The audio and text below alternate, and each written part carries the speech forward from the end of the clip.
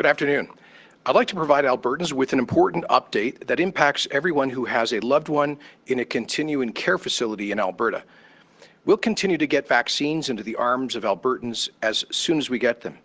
And that brings me to today. I'm here to announce that we'll soon be safely easing the restrictions in place in long-term care and all other continuing care facilities in the province.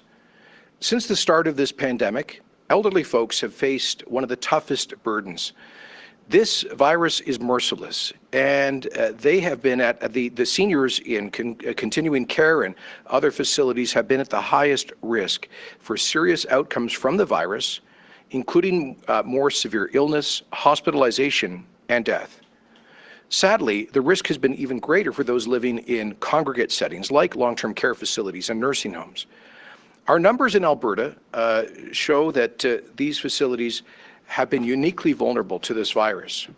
I want to recognize the resilience of the residents and their families, as well as the dedicated staff and operators. This has been an incredibly tough time for all of them. These folks have navigated the past year with great uncertainty, stress, and loss. Sadly, more than 61% of the COVID deaths that we've had in the province were residents of continuing care. That's more than 1,200 grandfathers, grandmothers, parents, brothers, and sisters who lost their lives to this virus.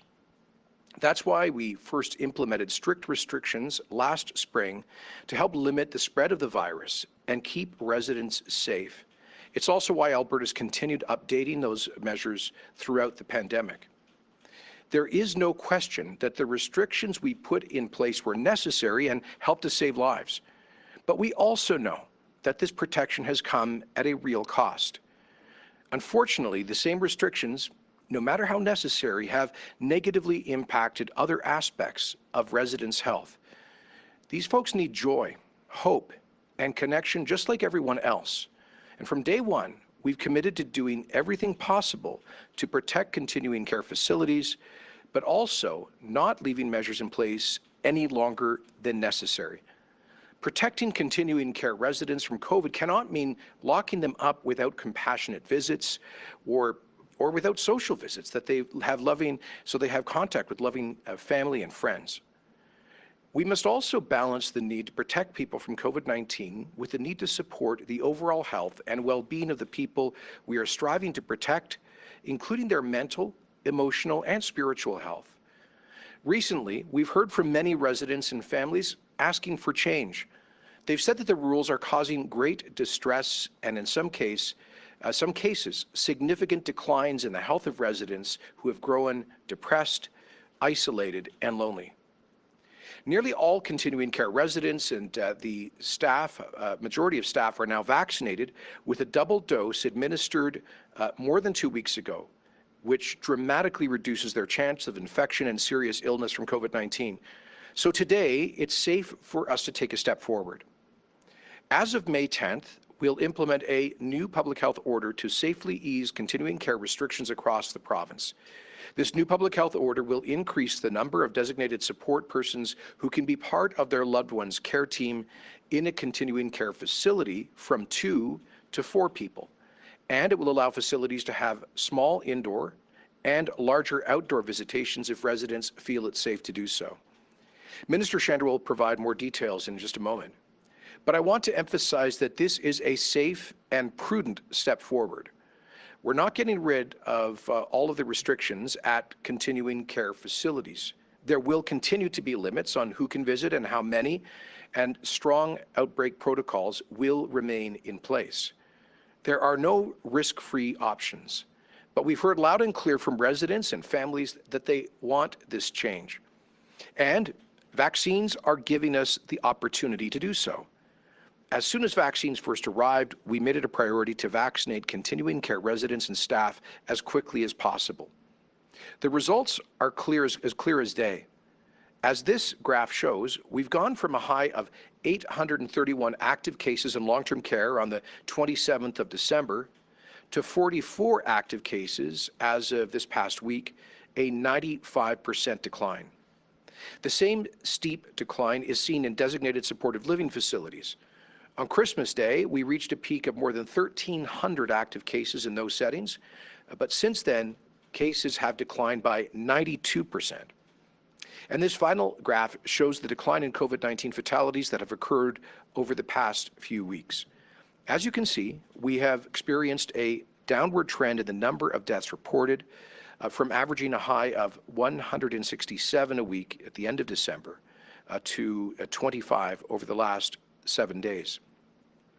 These results show us the power of vaccines, and that is why, despite seeing sharp rises in cases in other age groups, this third wave has not impacted those aged 70 and older in the same way. And that's why we're able to ease the restrictions on continuing care residents and their families. We have now immunized more than 83% of Albertans aged 75 and older, and close to 100% of residents living in long-term care settings. More than 75% of Albertans between the ages of 65 and 74 have the vaccine, and more than 55% of Albertans between the ages of 60 and 64. More than 37% of Albertans between the ages of 50 and 59 have received at least one dose. And almost a quarter of those in their 40s now have the vaccine since we opened up the AstraZeneca to that age group last week. Yes, Gen X has stepped up, and in a big way. Over the last week, we've administered more than 87,000 doses of AstraZeneca in 1 week. All of those doses of AstraZeneca have gone from sitting in fridges into the arms of Albertans, including my own. In a matter of weeks, all of these people will be much more protected against COVID-19. What's more, we have another 56,000 appointments booked for the next 7 days. We continue to have the widest eligibility criteria in Canada for the vaccinations, and Minister Shandro will be announcing another expansion today. More than 2.3 million people are able to book their vaccine. That's roughly half of the province. Thank you for everyone who's stepping up and getting their shot. If you haven't and are eligible, please book your vaccine appointment today. And if you're eagerly waiting to book, I'm here to tell you that your time is coming soon. Which is why I'm also pleased to say that more than 15,000 essential workers at 136 federal and provincially regulated meatpacking plants across the province will be getting their vaccines starting this week.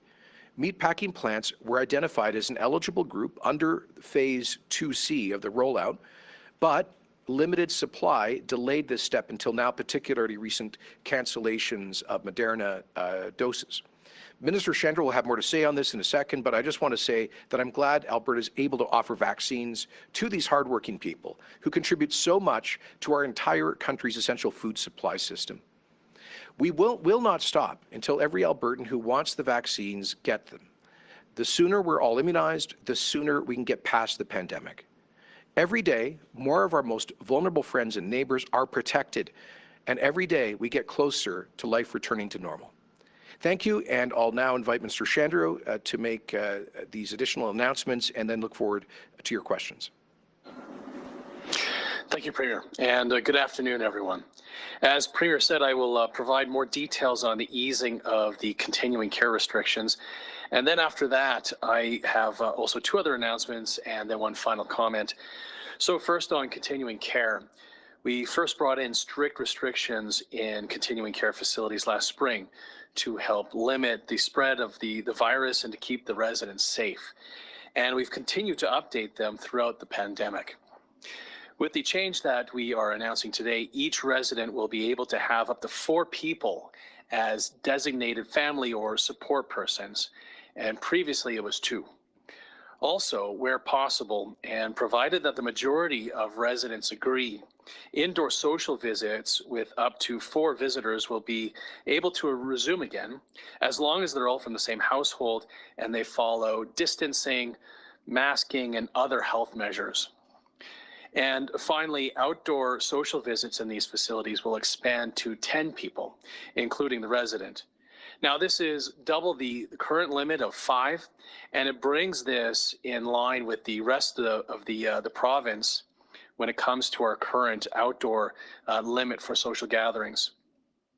Now, it's important to point out that visitors will continue to be able to visit when a resident is approaching the end of their life or suffer a change in their health status.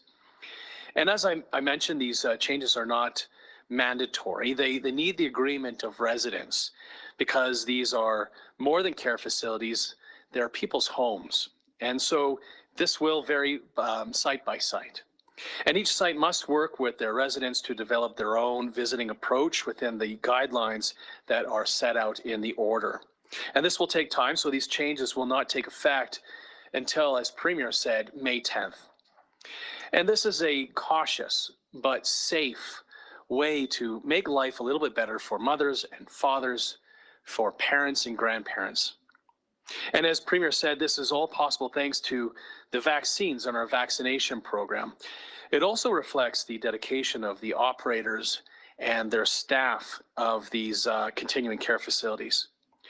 To take just one example, they've all achieved compliance with the order that staff work at a single site, 100% of these care facilities. And that was a huge challenge for all of them, but they've done it. And on top of that, or on top of the easing of the restrictions for continuing care facilities, I'm also happy, as I said, to make two other announcements. So first, starting tomorrow, we'll begin offering vaccinations for workers in meat packing plants. And vaccinations will be offered to all 15,000 workers at all federally and provincially certified plants across the province. Now, there are 136 of these sites across the province, and in order to vaccinate as many workers as possible, as quickly as possible, a variety of approaches will be used, including on-site clinics, pharmacies, and AHS clinics. And these workers were, as you know, already identified as being eligible under Phase 2C, but delays in the vaccine supply prevented us from starting the program until now. All of these workers will be offered at least one dose of a COVID-19 vaccine within the next few weeks, provided that vaccines arrive as scheduled. And on top of that, a pilot project led by a team of researchers from the University of Calgary will begin at the Cargill plant at High River. Now, the goal of this project will be to combat vaccine hesitancy by providing translated materials and on-site translators at the meatpacking plants. Now, I said there were two announcements. The second announcement and last one, although I will have a final comment after this, but the second announcement I'm pleased to make today is that starting tomorrow, Albertans born between and including 2006 and 2009 with an underlying health condition can get immunized with the Pfizer vaccine. Now, these are young folks who are turning 12, 13, 14, and 15 this year, with the conditions that we previously opened up to those who are 16 and older in Phase 2B. And this includes conditions such as chronic heart, lung, liver, or kidney disease, severe learning or developmental delays, and those who have been diagnosed with cancer in the last year. And it's important to note that we're acting on the evidence. The National Advisory Committee on Immunization has recommended that the Pfizer vaccine be used to immunize 12 to 15-year-olds who are at high risk of severe outcomes if they contract COVID-19. And this is in line with what other jurisdictions are doing, including Ontario. Now, parents or guardians who are making the bookings for youths who qualify are asked to speak with their physician to discuss the decision.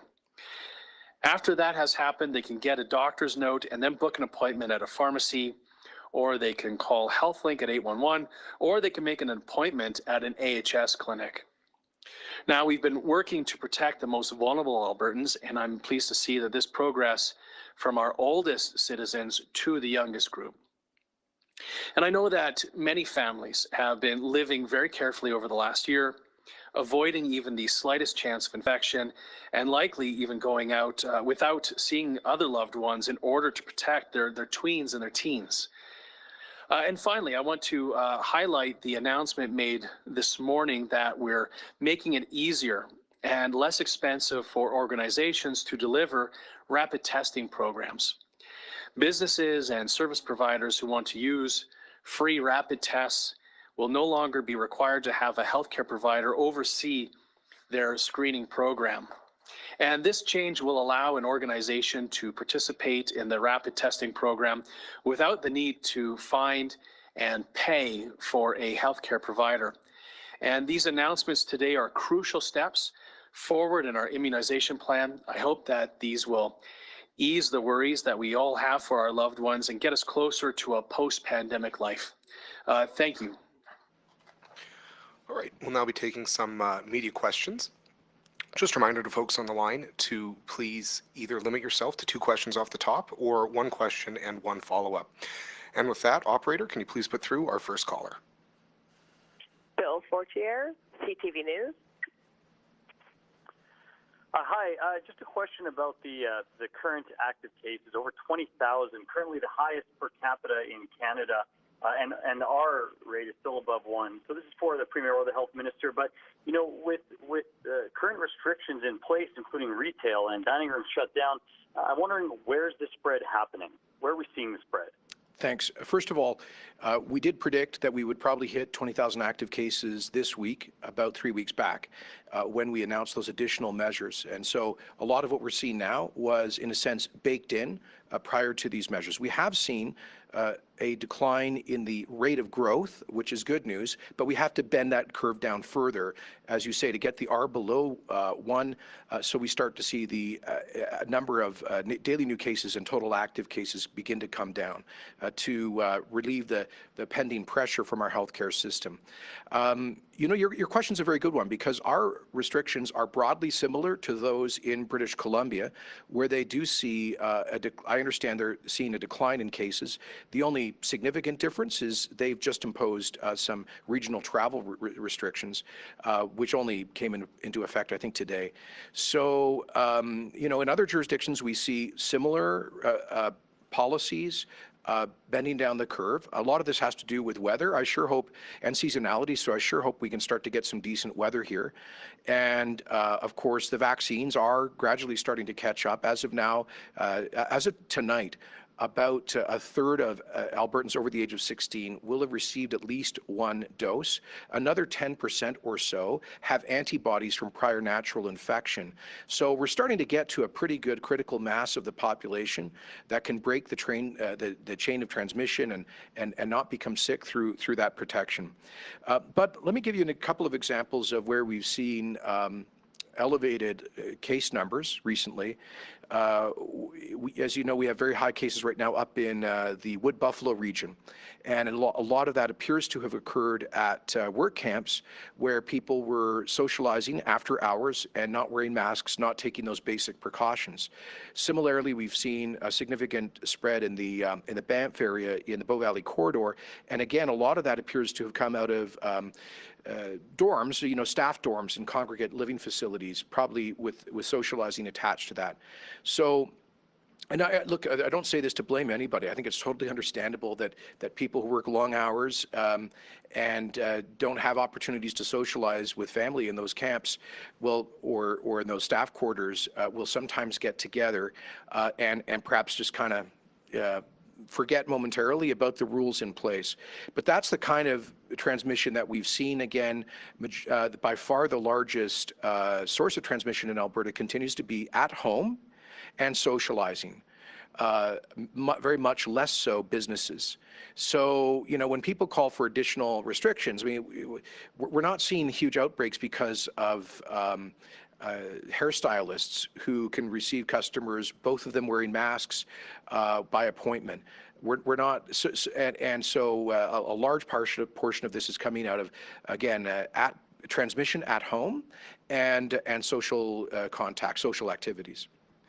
Thanks, Bill. Did you have a follow-up at all?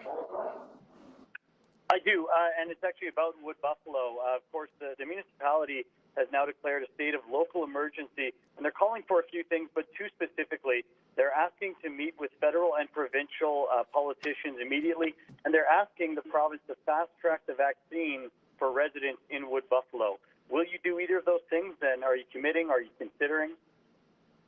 First of all, we certainly share the concern of the municipal government in Wood Buffalo about the high numbers that they are experiencing, which is imposing real pressure on the Fort McMurray Hospital.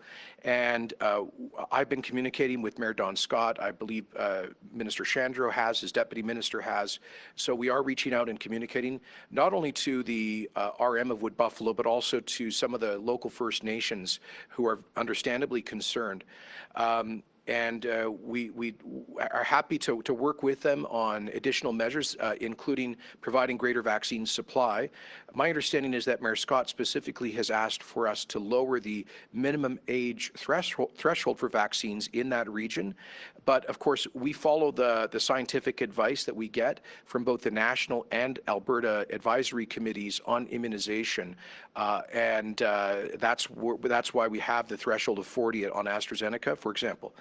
I would point out that Fort McMurray and the broader Wood Buffalo are significantly below the province-wide average for immunization to date. And so I think there appears to be in part perhaps a bit of a demand problem, but also we need to make sure, because a lot of shift workers up there, that they're able to get to the vaccines when they're not working. So we'd be happy to, we're going to be working with the local health authorities as well as the municipal government to see how we can get vaccines more conveniently delivered to people and work with the First Nations on the same issue. I know there had been some reports of vaccine hesitancy amongst some of the First Nations up there when we first made those vaccines available. And I'll remind you that they are available at a much lower age category than the general population, given the more difficult health outcomes from COVID-19 experienced by Indigenous people. Tyler, would you like to add anything to that? Yeah, just a couple of things. First, Dr. Hinshaw and I have a meeting booked with the regional municipality for tomorrow for further discussions. We'll reiterate for those folks tomorrow, and I'll say it again here, as Premier has said many times, that Alberta's government will do whatever it takes to ensure that residents have the support that they need, including for McMurray and the regional municipality. I also say that more than 500,000 of rapid tests have already been provided to the oil and gas sector, including more than 50,000 to the work camps that are in the region. We're happy to also look at other ways in which we can support the municipality and others in the area. But we are taking this seriously, and we'll have more to say tomorrow after we meet with the regional municipality. All right, thank you, Minister. Operator, can you please put through our next caller? Julia Wong, Global News. Hi, this question is for the Premier and the Health Minister. The Emergency Management Cabinet Committee was supposed to have met today to discuss the numbers as well as potentially introducing more measures. So what was discussed and were measures brought up? Well, first of all, Cabinet, of course, Cabinet deliberations are confidential, but we had an update on the current state of the pandemic, as we do on at least a weekly basis. And we discussed the measures that we've just announced that have been approved, and some other initiatives that are underway. So in terms of the overall situation, we predicted about 3 weeks back that we would be reaching about 20,000 active cases in this last week of April. And as I said last week, we continue to be very concerned about the high numbers. And that's why we urge Albertans to buckle down in these next few weeks until the vaccines can catch up with the variants. We do see numbers stabilizing in other provinces and coming down in other provinces like BC that have broadly similar restrictions and COVID policies to the ones we've got here in Alberta. And we do see a reduction in the rate of growth for new cases in the province. We just need to take that next step and get those numbers down so they start shrinking. The good news is that vaccines are moving forward pretty quickly here, with nearly a third of the adult population vaccinated, plus 10% with pre-existing natural immunity. We've always known that this period was going to be a particularly difficult one because of the variants, but we'll continue closely to monitor that. As I've always said, we'll take additional measures if we deem them to be necessary to protect the healthcare system. Right now, we just call, as I said before, when we're looking at some of the largest outbreaks in the province, they've happened where people just weren't following the basic rules that we've had in place for months. So more rules do not necessarily increase compliance. In fact, they could actually, I think, increase COVID fatigue. We will continue to closely monitor this and take the actions that we deem necessary. And did you have a follow-up at all, Julia? Yes, I do. Thank you. Premier, the numbers that we're seeing right now are comparable to numbers that we've seen in the second wave. They're mirroring the second wave, and doctors are calling for more to be done now, so they don't need to be worried about more stresses put on the healthcare system. So we've been in this situation before. How come we're dragging our feet when it comes to introducing new measures? No one's dragging their feet, and I'd point out again that there's a lot more at play here than simply restrictions. I know that those who are advocates of hard lockdowns would like to basically shut down our society indiscriminately for much of the past year. I think that would have been an unbalanced approach. Our approach has always been about risk management to prevent an overwhelming of our healthcare system while also minimizing the damage to our broader social health through restrictions. And I think Alberta's done a pretty good job of that.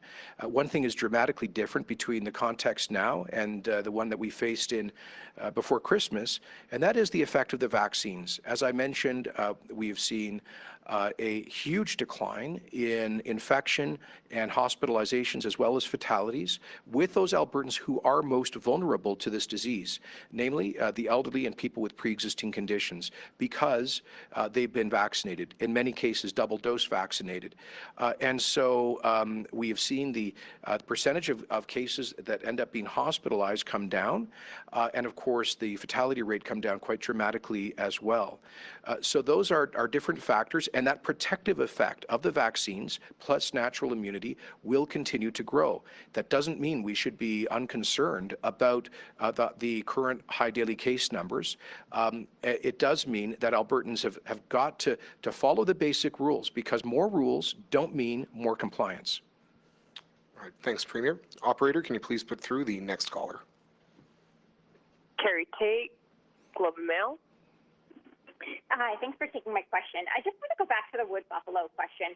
Both the Premier and the Health Minister have said that, you know, you're looking at what you might be able to do for Fort McMurray, you'll be there for them, that type of thing. I'm wondering if you can be a bit more specific. Is it realistic that you may ship extra doses of vaccine to that region? That's one possibility. We've already provided a lot of extra support for that region. For example, as Minister Shandro mentioned, we provided tens of thousands of rapid test kits to some of the oil sands work camps to help them in detection. The population up there is disproportionately Indigenous. As you know, we've had a much lower age eligibility for vaccination for that First Nations population, and we've done a lot of extra outreach efforts working with the First Nations to address vaccine hesitancy and make it as convenient as possible in a culturally sensitive way to deliver those vaccines. We are in ongoing discussions with the municipal government, and we are prepared to provide additional supply to the extent that we can. Obviously, our overall supply is constrained, which is a problem everywhere, but we are prepared to do that. But I would point out that there's every day been a significant amount of unused supply that's already been made available to folks in that region. I'm not being critical of anybody. I'm simply saying that the problem does not appear to be a supply problem. The problem appears to be when it comes to vaccines up there, it's matching up the people who are eligible with the doses that are already in the region. And so we've asked AHS to look at and work with the municipality on how we can solve that problem. Again, some of it may be because of the the work shifts, and by the way, we're offering to work with the major oil sands companies to partner in administering vaccines where it makes sense, for example, in work camps and on work sites. One other thing I'd point out is that right now is the big turnaround season for equipment maintenance in the oil sands, and that means it's a period when there's a lot of workers from across the country who come in. It's kind of a workforce surge that happens in the spring, especially this year. A lot of the companies have decided to increase their turnaround efforts, and so a lot of the people who are coming in may already have been partially vaccinated, have received a single dose in their provinces of origin. So there is a certain complexity with the mobility of that workforce. Tyler, would you like to add anything? Well, just perhaps also to point out that right now we have 430,000 appointments that have been booked through our pharmacies and AHS. So if and knowing that we get, as soon as we receive vaccines, we turn around and provide it to AHS and the pharmacies and our family docs as quickly as possible. So right now, if I mean, we're happy to have conversations, obviously, with the regional municipality tomorrow to understand what the request is more specifically. But I think we also have to point out that we don't want to be taking away vaccines that have already been booked by those who have made those 430,000 appointments. And I'll just add that based on the latest data, 17.2% of residents of the RM of Wood Buffalo, excluding Fort McMurray, have been vaccinated with at least one dose, and 13.9% in the city of Fort McMurray have received at least one dose, and that compares to 25.2% province-wide. Now, that again is not a supply issue. The supply is there. It's just that maybe the clinics and pharmacies have not been convenient enough for folks. Maybe there continues to be an issue of vaccine hesitancy in some of the surrounding First Nations. Those are issues that we have to work through, and we're happy to do so with the municipality and with First Nations leadership. Do you have a follow-up at all with that, Carrie? Yes, building on that, you had mentioned a few times that you may have identified vaccine hesitancy in some of those Indigenous communities. Now that you've identified it, what are you doing specifically to address it? Well, I would point you to a CBC story, I think back in January, about a clinic that had been set up to administer vaccines, I think in the at Fort Chip, and a lot of the vaccines were going unused, and they had about half as much traffic as they had expected. After that, I personally reached out to some of the Treaty 8 leaders, and Minister Wilson, our Minister for Indigenous Relations, has been in constant contact with them, as has the First Nations and Inuit and Métis Health Branch at the Department of Health, to offer any help that we can to communicate in culturally appropriate ways to the community. And I want to commend the chiefs and their administrations for making a real effort. I think we have seen the take-up of vaccines in those communities increase since the program started in January.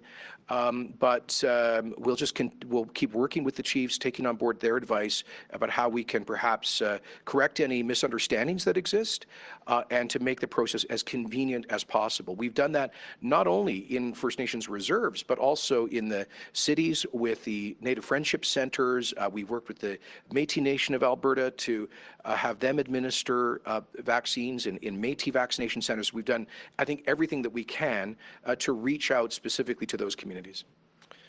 Okay, we have time for about 3 more callers today. Operator, can you please put through our next caller? Graham Thompson, iPolitics. Thank you. Premier, you've been very clear on your support for vaccines being a very important part of this fight against COVID. But you have members of your own caucus, I'm thinking of Angela Pitt, last week put out a tweet saying to people, look, you can get a vaccine or not, it's up to you, do your own research. What do you say to her and to Albertans who are listening to her about this? Well, that there is no legal requirement that people take a vaccine, but we strongly encourage them to do so. It's the right thing to do for your individual health and for your loved ones. It's the right thing to do for our broader community. But Graham, we actually have an amendment to the Public Health Act before the legislature that removes the power of government to legally force people to be vaccinated, a power that has been in that law since, we believe, 1910.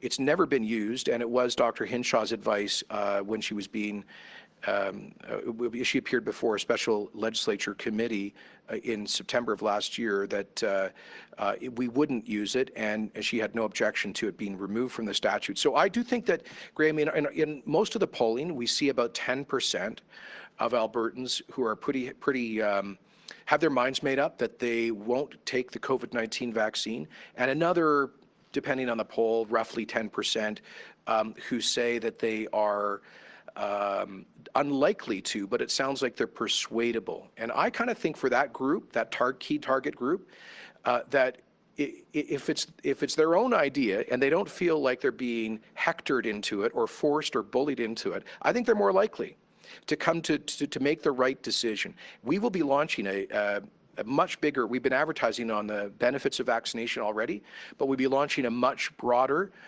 vaccination promotion advertising program, especially targeting those folks as soon as we get enough supply to move to phase 3 and address the general population. So yeah, I do think it's important that we underscore that this is not mandatory. The government's not going to force a needle into your arm, but it's the right thing to do. And these vaccines are safe. They are, and of course, any medical intervention, including a vaccine, carries some level of risk, but the risk here is infinitesimal compared to the risk posed by COVID. So that's what I would say to folks who are skeptical. And do you have a follow-up with there, Graham? Yes, I do. Just to follow up that, Angela Pitt was one of your MLAs who signed that letter a few weeks ago criticizing the government for bringing in, or at least going back to step 1 restrictions. Now, Nathan Cooper, I know you were upset by that. I can see why. He's Speaker of the Assembly, and he then apologized for getting involved in that. But Angela Pitt is Deputy Speaker, and as far as I know, has not apologized for signing that letter. Would you want her, as an MLA, as Deputy Speaker, to apologize to the House for getting involved in this controversy? Well, I've asked the Speaker to take that up with his Deputy Speaker. You know very well, Graham, that in our system, the office of the Speaker has a unique kind of independence and neutrality, a unique status, and Deputy Speaker, there's always been somewhat greater latitude for Deputy Speakers to engage in debates, to vote, etc. So I quite frankly think that is in a bit of a gray area. I was clear that I believe what the Speaker did in this respect was totally inappropriate, and I do apologize, his recognition of that and his unequivocal apology, and I've suggested that when it comes to the neutrality of his deputies on matters of great public contention, that he should take that up and define what the parameters are. Great. Thank you. Operator, can you please put through our next caller? Vincent McDermott, Fort McMurray today. Hi, Premier. Just regarding the commuter camp issue, many out-of-town workers in commuter camps never see Fort McMurray. Right. A lot of them are flown in or they're bused directly to the camps for their shifts, and then they just leave. Alberta Health has also told local media that local cases in the daily updates don't include out-of-town residents. So to clarify, are you saying a lot of this local spread comes from contact between commuters and local residents at the site? No, Vince, that's not what I said, and nor is it what I intended to say. I think you're absolutely right in characterizing the flow of workers to a lot of those camps. I believe, and I'll double check and stand to be corrected, Tyler, if I'm mistaken on this, but I believe that the numbers that we report for the local geographic area include everybody, whether they are permanent residents of Fort McMurray, whether they are itinerant workers in the RM, or whether they are Indigenous members of First Nations reserves, for example. So those figures don't make a distinction, and I acknowledge that there's not a lot of transmission between the city and some of those work camps. What I was characterizing is I was briefed by our public health folks that there had been some outbreaks in some camps where it appears that there was after-hours socializing without masks and without following the basic public health guidelines. And so we're reaching out to work with the employers and the work camp operators to make sure that they do everything they can to see that those rules are respected. Tyler, did you want to add anything or precision on that? No, I think you got it exactly right. That we do have these boundaries that that AHS has typically used from before the pandemic for us to be able to report numbers publicly and to Emergency Management Cabinet Committee. And it does include not just Fort McMurray proper, but also some surrounding areas, as often happens through these local geographic areas that we use.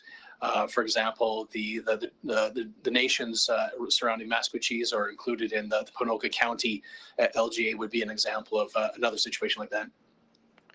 Okay. Do you have a follow-up there at all, Vince? Premier, I have to correct you because this morning, Suncor confirmed that a Garda contractor at Suncor's base plant died, and this death is not reflected in local case numbers. I'm also getting messages right now from people who work at the city saying that, well, you're wrong in that it doesn't include commuters, in that these numbers include commuters. Well, Vince, it's not the first time that we've had cases in the region, and particularly in work camps, and I've always been informed that all of the cases in the local geographic area are incorporated. We don't have separate geographic breakouts based on the precise locale or the workplace. And in terms of a death that may have gone unreported in today's statistics, sometimes there is a delay of a day or two before all of the mortality statistics are included in the province-wide report. But these are pretty technical questions, and I will ask that Dr. Hinshaw's office get back to you with any precision that you need on the compilation of the statistics on that in the local area. Tyler, is that fair to say? Yeah, absolutely. We'll follow up with you, Vince. Okay, and operator, with that, can you please put through our last caller of the day? Francois Joly, CBC. Hi, yes, this is a question en français for Premier Kenney. Monsieur Kenney, on voit énormément de cas dans la région de Wood Buffalo, Fort McMurray. Il y a des demandes de la municipalité là-bas pour envoyer davantage de doses de vaccins. Ça avait été évoqué aussi, je crois, pour la région de Banff, donc c'est les deux régions les plus touchées en ce moment. Est-ce que vous envisagez ça comme solution d'envoyer, de prioriser certaines régions en Alberta qui sont très touchées par la COVID pour essayer de faire baisser la température là? Oui, évidemment, nous nous inquiétons de la situation dans la municipalité de Wood Buffalo, la ville de Fort McMurray. J'ai communiqué avec le maire à cet égard et le sous-ministre de Santé a fait la même chose. Le ministre et Dr. Hinshaw va rencontrer les dirigeants de la communauté demain et on a indiqué qu'on est prêt d'appuyer la région avec l'appui supplémentaire, y compris si c'est nécessaire, les doses de vaccins supplémentaires.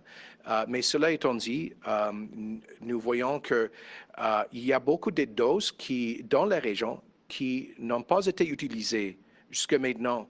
Alors, il y a une question de demande ou peut-être de l'accès aux ces doses de vaccins. En tout cas, on va travailler de près avec les autorités de santé publique locale et du gouvernement municipal et les leaders des nations autochtones dans la région pour faire tout ce que possible pour protéger les gens. Point. Do you have a follow-up at all? Yes. Oui, Monsieur Kenney, toujours. On voit le nombre de cas qui continue d'augmenter, les hospitalisations qui continuent d'augmenter, qui se rapprochent de ce qu'on avait vu lors de la deuxième vague. Est-ce que je comprends de votre part que la stratégie en ce moment, c'est d'attendre et de voir si les vaccins vont faire effet? Non, effectivement, je vous rappelle que dans les dernières semaines, nous avons pris les mesures supplémentaires, par exemple, une annulation des activités sportives parmi les jeunes dans les systèmes d'école, des systèmes scolastiques à Calgary, Edmonton et Fort McMurray. On a mis en place les dernières mesures, effectivement, jusqu'à plus de 2 semaines. Nous avons attendu 20 000 cas actifs cette semaine, depuis longtemps, à cause de l'activité qui se déroulait il y a quelques semaines. Heureusement, nous voyons une diminution de taux de croissance dans les nouveaux cas, mais il faut aller plus loin. Il faut évidemment voir une diminution. Je vous rappelle que dans certaines autres provinces, comme la Colombie-Britannique, ils ont les balises, les mesures presque identiques que celles de l'Alberta, mais ils voient une diminution des cas. Peut-être le climat joue un rôle à cet égard, mais la différence principale maintenant, entre maintenant et la situation avant le Noël, est les vaccins, parce que nous voyons une diminution importante dans les hospitalisations des vulnérables et des morts, évidemment, des personnes âgées et des vulnérables. Alors, la situation, le contexte est largement différent. Mais si il faut prendre les mesures supplémentaires pour protéger les vies et le système de santé, nous les prendrons. Great. Thanks very much. That concludes our Q&A today. Thank you for joining us. Thank you.